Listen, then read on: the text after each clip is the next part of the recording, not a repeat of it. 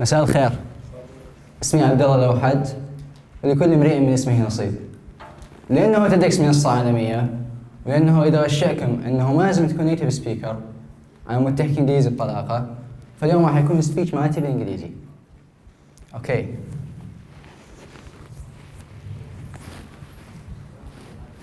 So when I was a kid, I used to live in a small apartment in Mosul. All of the kids around me were either younger than me or a lot older than me. I was my mother's only child. I didn't have any siblings. So, whenever I got bored, my father used to play with me. And when my father used to go away, I used to sit and play computer games, which weren't really specified for my age. So, growing up, whenever I heard the kids playing outside, I used to run to the window and watch them playing. And whenever I asked my parents if I could go and play with them, they would say things like, "You can't go outside, it's not safe out there." So, I grew up behind that window and I couldn't go. I was very bad-tempered, and when my mom wanted to sign me up for kindergarten, she couldn't. I refused, and she gave up. Then, when I was 6, came the inevitable. She had to sign me up for school. She signed me up for school, and school wasn't really different. It was just like kindergarten. So I used to get bored, and I used to draw things on my desk, fly little paper planes all over the class. And I was so distracted. I had so many issues growing up. Since that, I wasn't very socialized. So one day, there was a teacher who could keep me occupied, a teacher who I couldn't take my eyes off. She came to me and she said, "Whenever you feel uncomfortable, whenever you have a problem, you can come there and there is a room you can talk, and this room had a view on the street. So whenever I felt uncomfortable, I used to go there. And after a time, I found myself going there literally every day. Even when I didn't have something to do, I used to go. And I grew up, and even after graduating from her class, I kept going and going until 2014. 2014, we packed, we got into a car, and I didn't know what was happening. All I can remember was looking through a car's window all the way to the Hulk. When we got there, I could see that people were terrified, even as a 12-year-old kid. And I was terrified too. So, I was very terrified. When we got to Turkey, I went to Istanbul, and I remember looking through that apartment's window on Galata Tower. I saw the world as I have never seen it before. The world that I have never dreamt of exploring. Unlike my small window in the apartment in Mosul, it was very different. But I couldn't get used to all that, and we moved again to Iraq. And we ended up in Suleymaniye, and 4 days later, I found myself on a plane, and I was so tired that I even slept, although that I was so excited. I woke up, I was so confused. So confused. I didn't know what was happening.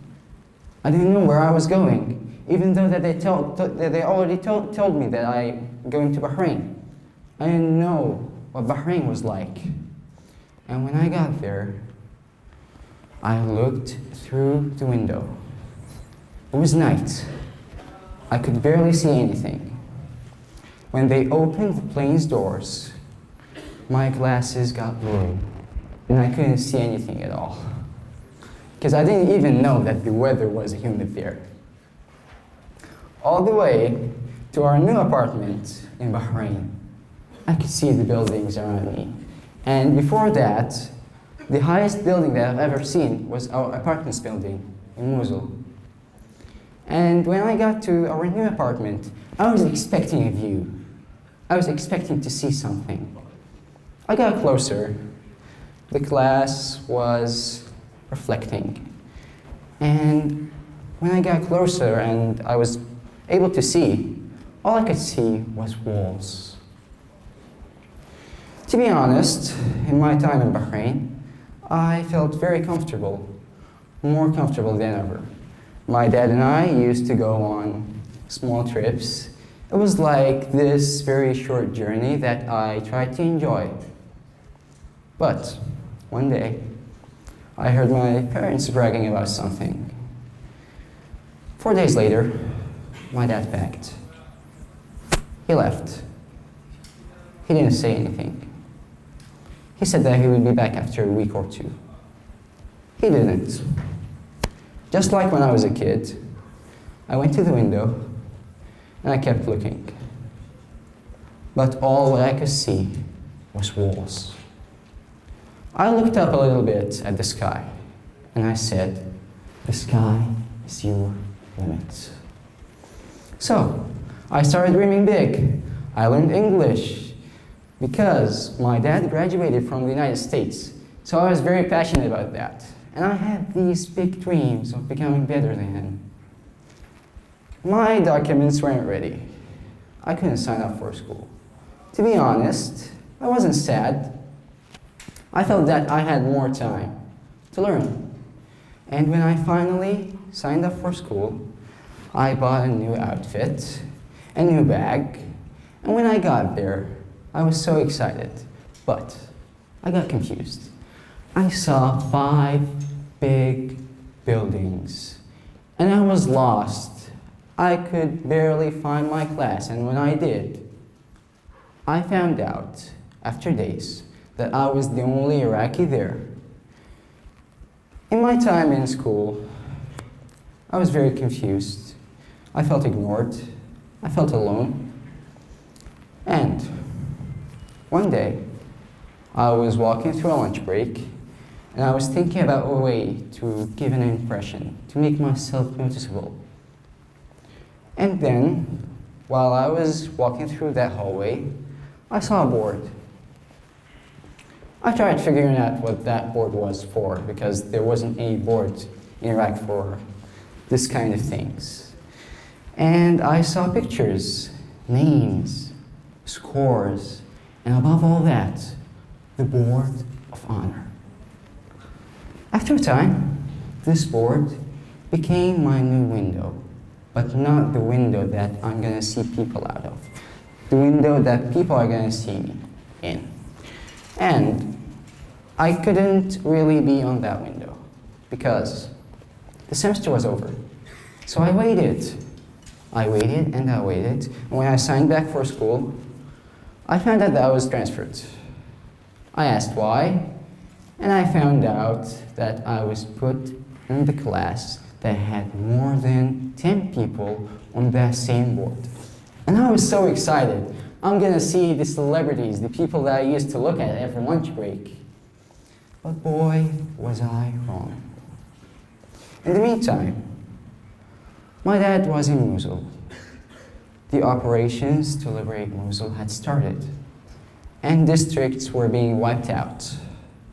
I used to call him every day, literally every day, to make sure that he's fine. And after a time, people started hearing about these issues in Mosul. I became more noticeable. Unfortunately, being in that filthy competition in that class, of everyone wanting to be at that board, I was caught up in all this, and some people tried to use it. One day, the communication with Mosul was cut off. It was cut off, and I couldn't talk to my dad anymore. My final exam started, and my mom was 2,000 miles away. I had gone through the worst final exams of my life at that time. After the final exams, a math teacher came to me.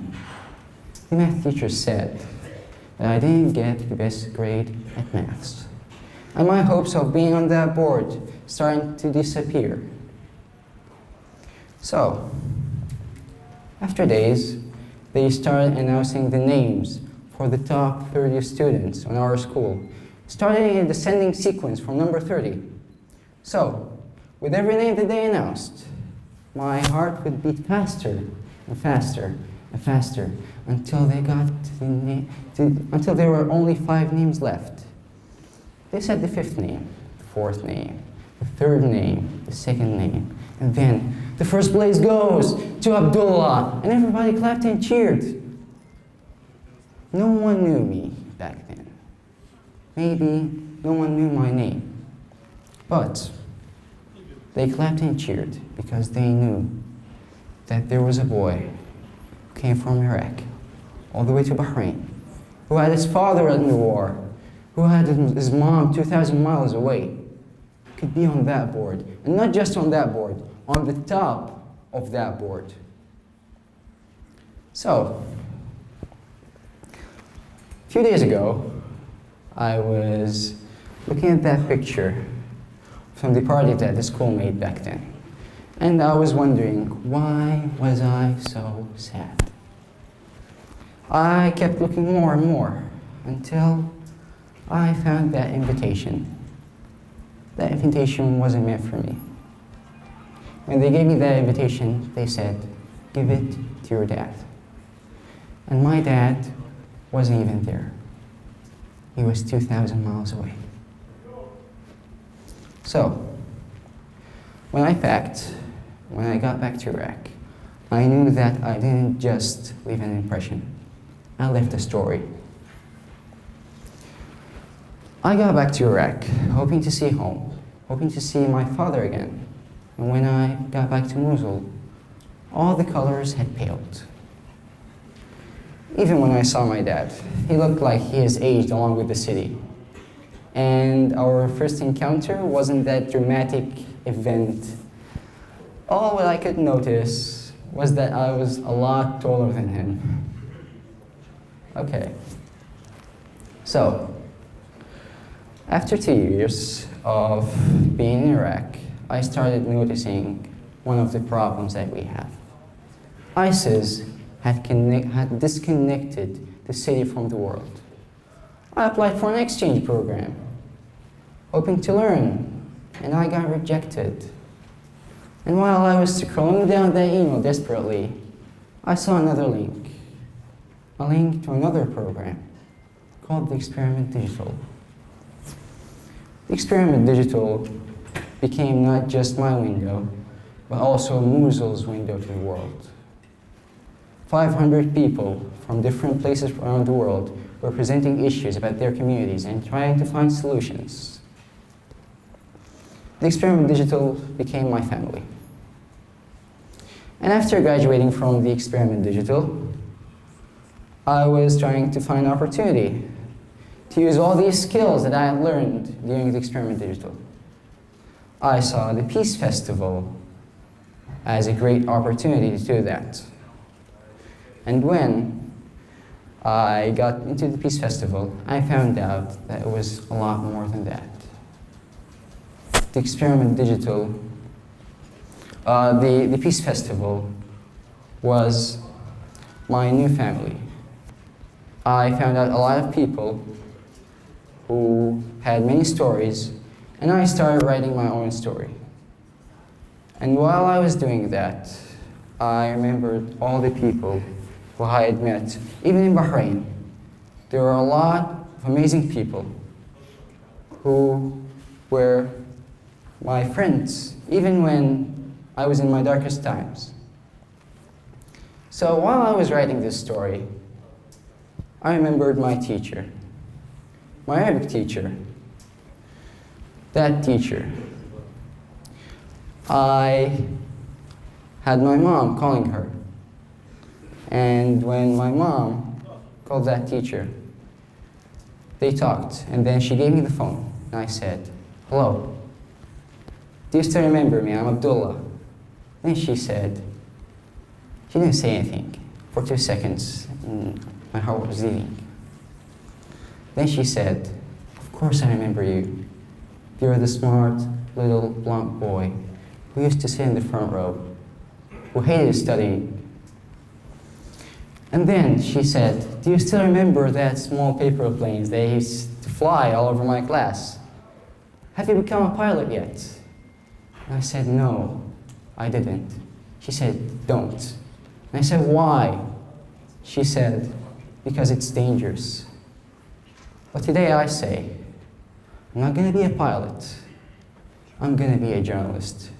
Because I'm not going to stop at opening my own window. I'm going to open the windows of others. Thank you.